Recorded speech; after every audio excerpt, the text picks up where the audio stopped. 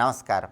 ధనుర్మాసంలో ఆరుద్ర నక్షత్రం వచ్చిన రోజు ఆరుద్రోత్సవం అనే పేరుతో శివాలయాల్లో అద్భుతమైన ఉత్సవాన్ని నిర్వహిస్తారు. మహాశివరాత్రితో సమానమైనటువంటి శక్తి సామర్థ్యాలు కలిగినటువంటి రోజు ధనుర్మాసంలో ఆరుద్ర నక్షత్రం ఉన్న రోజు. మహాశివరాత్రి రోజు పరమేశ్వరుణ్ణి పూజిస్తే ఎంతటి అద్భుత ఫలితం కలుగుతుందో అంతే అద్భుత ఫలితాన్ని కలిగింపజేసే రోజు ధనుర్మాసంలో ఆరుద్ర నక్షత్రం ఉన్న రోజు. దీన్ని శివముక్కోటి అనే పేరుతో పిలుస్తారు. ఈ శివముక్కోటి ఆరుద్రోత్సవానికి ఉన్నటువంటి ప్రాధాన్యత గురించి పౌరాణిక గ్రంథాల్లో చెప్పారు.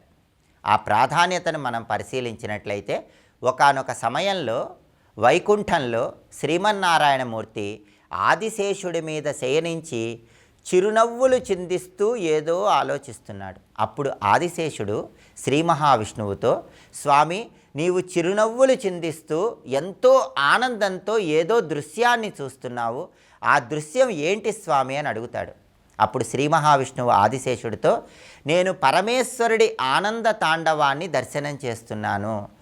ఆ ఆనంద తాండవం నాకు అమితమైనటువంటి ఆనందాన్ని కలిగింపజేస్తోంది, అందుకే నేను ఇలా చిరునవ్వులు చిందిస్తూ ఆనందంలో ఉండిపోయాను అని ఆదిశేషుడితో పలుకుతాడు.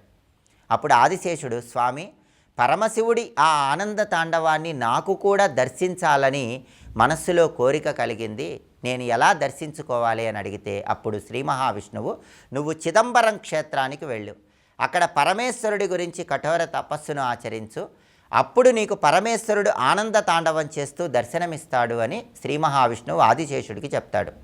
విష్ణుమూర్తి చెప్పిన విధంగా ఆదిశేషుడు చిదంబరం క్షేత్రానికి వెళ్ళి పరమేశ్వరుడి గురించి తపస్సు ఆచరిస్తే ధనుర్మాసంలో ఆరుద్ర నక్షత్రం ఉన్న రోజు పరమేశ్వరుడు నటరాజస్వామిగా ఆనంద తాండవం చేస్తూ ఆదిశేషుడికి దర్శనమిచ్చాడు.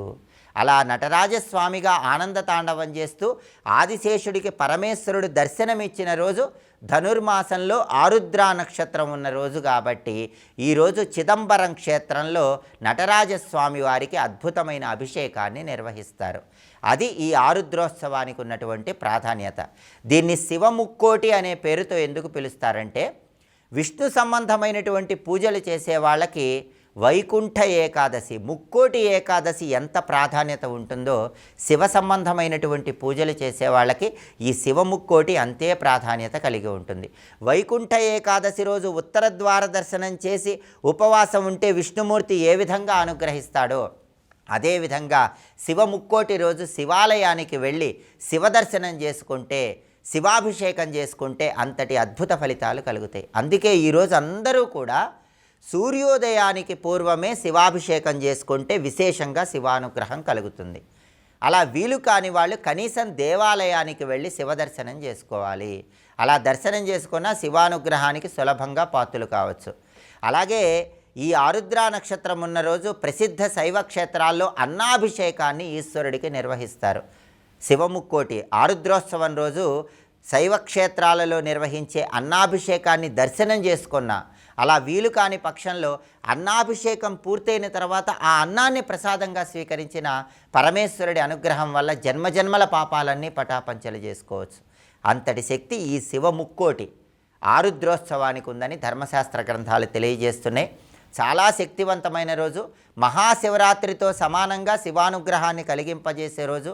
అందరూ కూడా తప్పకుండా ఇంట్లో శివాభిషేకం చేసుకోండి. ఈరోజు శివుణ్ణి ఆలయంలో దర్శనం చేసుకుంటేనే కొన్ని కోట్ల జన్మల్లో పాపాలు పటాపంచలైపోతాయని ప్రామాణిక ధర్మశాస్త్ర గ్రంథాలన్నీ తెలియజేస్తున్నాయి. అంతటి శక్తి ఉన్నటువంటి ఆరుద్రోత్సవాన్ని తప్పకుండా అందరూ వినియోగించుకొని శివాలయంలో అన్నాభిషేకం అయిపోయిన తర్వాత వచ్చిన అన్నాన్ని ప్రసాదంగా స్వీకరించండి. పరమేశ్వరుడి కృపకు ప్రతి ఒక్కరూ సులభంగా పాత్రులు కండి. అలాగే చిదంబరం క్షేత్రంలో నటరాజస్వామి వారు ఆదిశేషుడికి దర్శనమిచ్చిన రోజు కాబట్టి అందరూ కూడా ఇంట్లో దీపం పెట్టాక ఒక చిన్న శ్లోకం చదువుకోండి. ఆ శ్లోకం ఏంటంటే, నటరాజ నటరాజ జై శివశంకర నటరాజ, శివరాజ శివరాజ శంభో శంకర శివరాజ. ఈ శ్లోకాన్ని చదువుకుంటే నటరాజస్వామి రూపంలో ఉన్న శివుడి సంపూర్ణమైన అనుగ్రహం కలుగుతుంది. అలాగే ఈరోజుకి ఇంకొక ప్రత్యేకత ఉంది. ఈరోజు పుష్య పౌర్ణమి, దీన్ని మహాపౌషి అనే పేరుతో పిలుస్తారు. హిమశోధన పూర్ణిమ అనే పేరుతో కూడా పిలుస్తారు. పుష్య పౌర్ణమికి చాలా శక్తి ఉంటుంది. ఈ మహాపౌష్య రోజు ఎవరైనా సముద్ర స్నానం చేస్తే దృష్టి దోషాలు, శత్రుబాధలు అన్నీ తొలగిపోతాయి.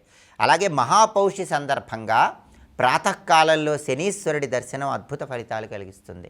ప్రాతకాలంలోనే నవగ్రహాల దగ్గరికి వెళ్ళి శనీశ్వరుడికి తైలాభిషేకం చేసుకోవటం, శనీశ్వరుడికి నీలం రంగు వస్త్రాలు సమర్పించడం లేదా నలుపు రంగు వస్త్రాలు సమర్పించడం, నీలం రంగు పుష్పాలతో పూజ చేసుకోవటం, శని ప్రీతికరమైనటువంటి నువ్వుల దానం దేవాలయ ప్రాంగణంలో ఇచ్చుకోవటం, శని స్తోత్రాలు పఠించటం లేదా ఓం శం శనైశ్వరాయ నమః అనే మంత్రాన్ని స్మరించుకోవటం ద్వారా విశేషంగా శని దోషాలు తొలగింపజేసుకొని సమస్త శుభాలను సిద్ధింపజేసుకోవచ్చు. పుష్యమాసం అంటేనే శనికి ప్రియమైన మాసం.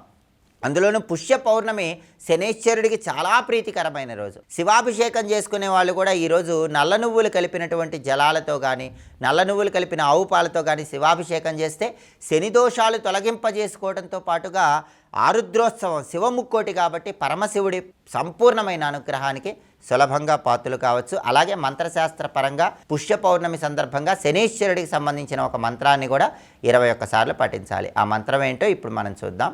ఓం ఐం హ్రీం శ్రీం శనైశ్వరాయ నమః ఇది మంత్రం.